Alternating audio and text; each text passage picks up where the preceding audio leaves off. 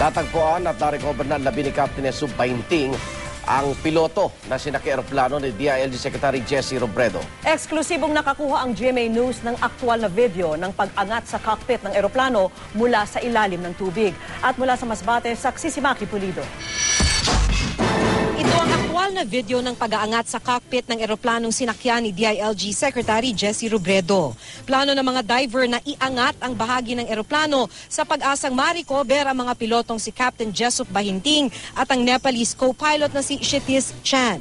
Pero hindi ito naging madali para sa mga diver dahil malakas ang underwater current.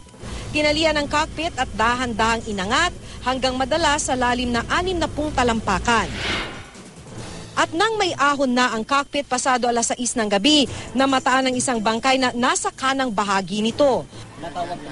Positibong kinilala sa punerarya ang labi ng pilotong si Captain Jesus Bahinting ng anak niyang si Sarah, batay sa suot na singsing at relo ng bangkay. Naging tahimik lang si Sarah at tumangging magbigay ng panayam sa media.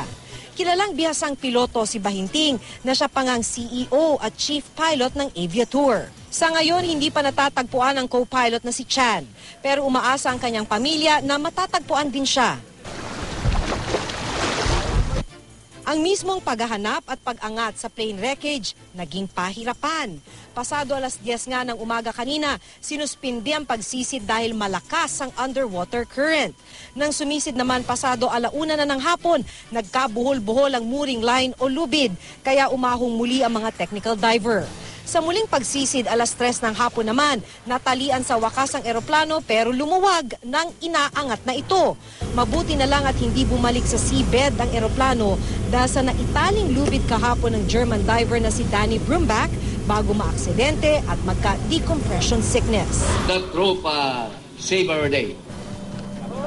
Mula dito sa Masbate City, ako si Maki Pulido, ang inyong saksi.